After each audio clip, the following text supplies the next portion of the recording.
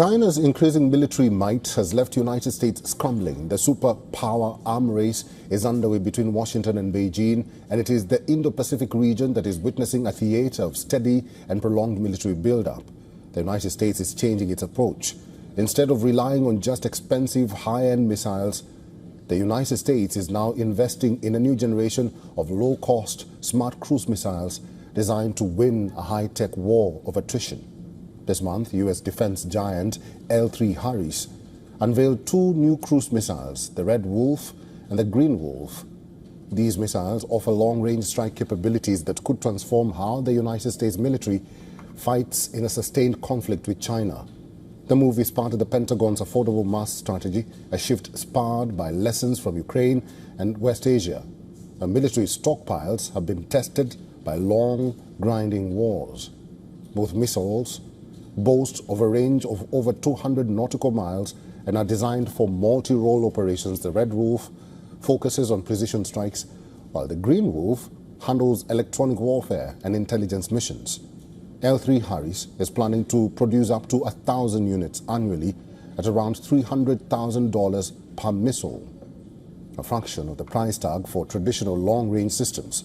The Department of Defense's latest China military power report says Beijing now has the world's largest navy with over 370 ships and submarines, including more than 140 major combatants. Defense analysts are warning the United States is unprepared for a prolonged conflict, especially when it comes to Indo-Pacific, the region where the United States is heavily relying on its partners to defy China's expanding military prowess.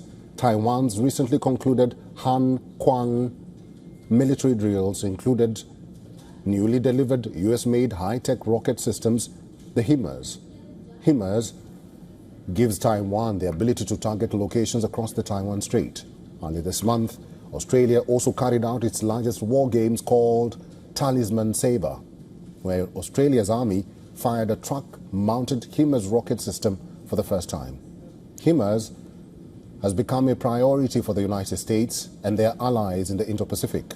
The United States is arming up its allies in the Indo-Pacific while undertaking the task to develop low-cost war machines that can help fighting a prolonged war with China.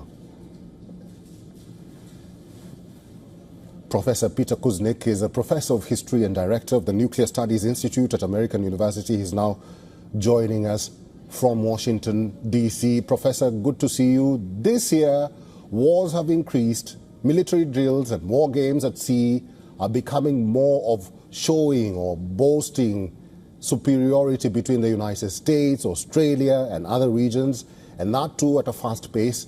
And now America and China are on a new arms, or should I say, missiles race. What do you think is going on? A lot of U.S. military leaders say that they're preparing for a war with China. Army General Minihan said 2 years ago he thought the U.S. and China would be at war by 2025. Other people have agreed with him. And so they're preparing for a couple different things.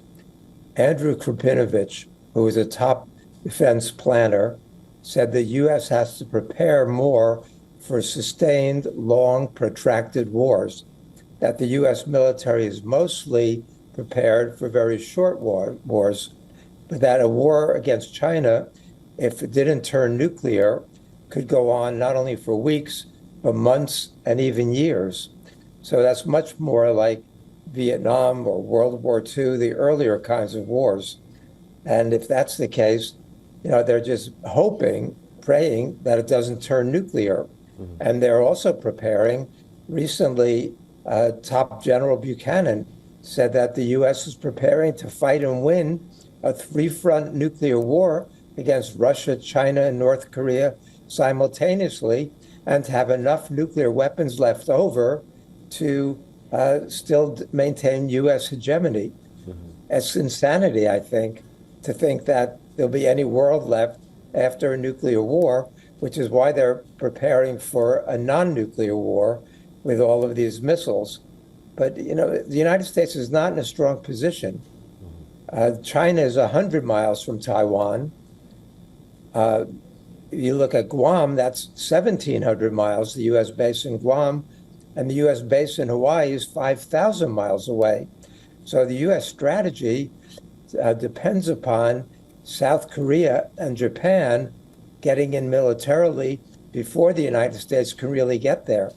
What we're talking about is a war of such frightening capabilities that the world has got to do everything it can to avoid that. That's why we need diplomacy instead of more war preparing and war threatening and military buildups.